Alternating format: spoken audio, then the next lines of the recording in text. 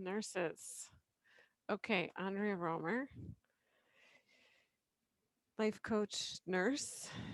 So you may not like feelings. Okay. You may not understand feelings. We're going to talk about that today. So we're going to spend a few minutes on feelings. And of course, what we all want to feel is good, right? Good feelings. It's the American dream. If you get enough, are enough, you're going to feel good. It means you're in your dream job. You feel amazing when you find the love of your life. Yes, yes, yes. Dream job, dream home, American dream, all feeling good. And then a bad feeling enters. And then your brain is like, red alarm, red alarm, red alarm. Something's gone wrong. I'm having a bad feeling. Obviously, it's what I'm doing. It's my dream house that's making me feel bad. My dream job, my patients, my coworkers, my husband. Okay, just stop. Take a deep breath. As I've been working through feelings for myself and working with nurses, where I see some breakdown for nurses is that we are busy.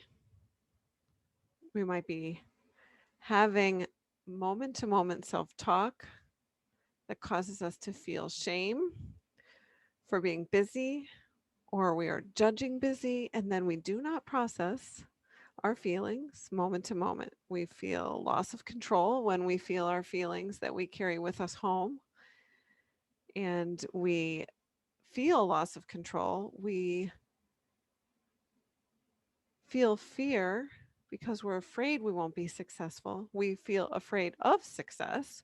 We have failure that we're not feelings about failure we're not dealing with. We have sadness about our patients, about the past year, about ourselves that we may not be processing in the moment.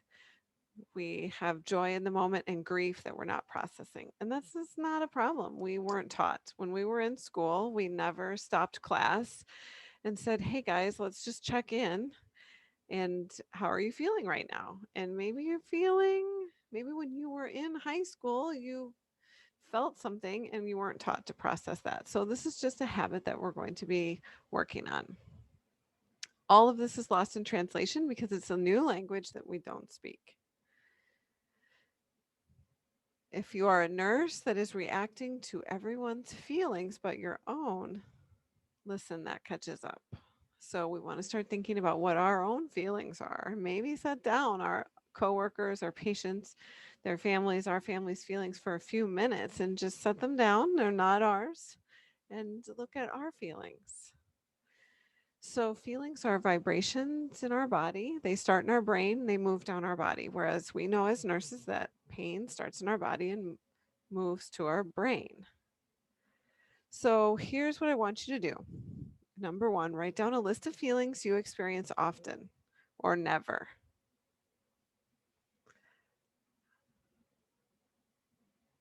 Write down what feelings you label as bad or unhelpful. What feelings do you never want to have? Do you avoid them? Go out of your way to avoid them, and why? What do they mean about you?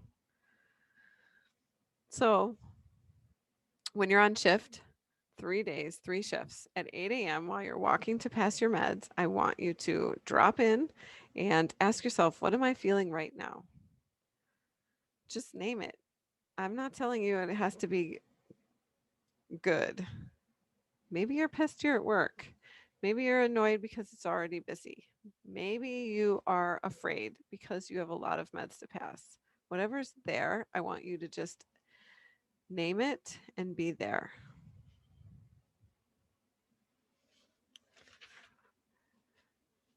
And after 3 shifts of naming your feelings, I want you to notice the most common feelings you feel every shift. If you want to take that deeper, you can find out where they are manifesting for you, like in your chest or in your shoulders or in your neck. Or they making you do things like be short with people or complain? You can kind of look into that a little more deeply. So I'm going to just expound on a couple quick feelings. Shame. Now, this is one that I know all humans have. Our brains love to keep us in shame. This is when we feel bad about ourselves, like we're never going to be good enough, we're unacceptable. Guilt is when we've harmed someone. I have a little screen I can share here that I like to reference. It's simple. Violation of your rights creates anger. And I mean, you can see that sometimes your anger is out of balance because it's somebody that cuts you off versus you sometimes are more angry about that than something that, potentially really is a violation of your rights. I mean, that's so interesting if you think on that. Loss of self or loss is sadness and depression, violation of another's rights, guilt, future threat, anxiety or fear. So of course in COVID, we had tons of anxiety and fear because we weren't even sure what the threat was going to be, when it was going to stop and where it was coming from and would it harm our families. Negative comparison to others is embarrassment, and normally we're comparing ourselves and that's creating embarrassment for us in us. The things we don't talk about are that we don't even pay attention to. I'll just leave this up for a moment are, you know, grief. Grieving over the last year, that's a loss of a person or of a relationship. What about some good ones? Like when we're content, do we notice? When we're feeling bold, when we're feeling scared, all excellent feelings that have value to us as people. So if you could do this work this week, I want you to reach out to me if you want to talk more about feelings. Maybe you're a person that has never considered that that's an important outlet. And what we're finding is that, especially for nurses, we do all this intangible work, and mental health is actually a way to be healthy. People that explore their mental health understand that that is actually the part of keeping our body healthy that is really the most important.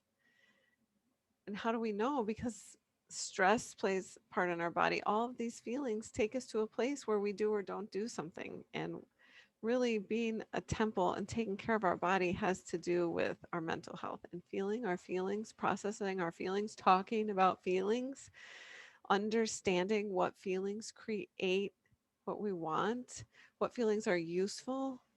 If we look back in history, we have so many great leaders that used emotion in good and bad ways. And recently, in my opinion, in a bad way.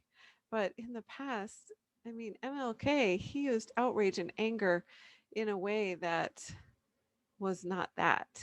He had a space to process that, to create feelings that drove him forward. And so many interesting things with feelings. For nurses, if we're going to continue to be more resilient, which I know people don't love that word, but that means accepting the good and the bad, learning that all people struggle. If we're going to continue to love our careers and show up for our families and our patients, we have to take care of ourselves, and that requires looking at some feelings. Okay, love to help you. Reach out to me, romercoaching@gmail.com. Find me on Facebook, message me on Instagram, talk to me at work. None of your feeling, even if you're angry that I'm talking about feelings, I would love to hear about that. Okay, have the day you want, everybody.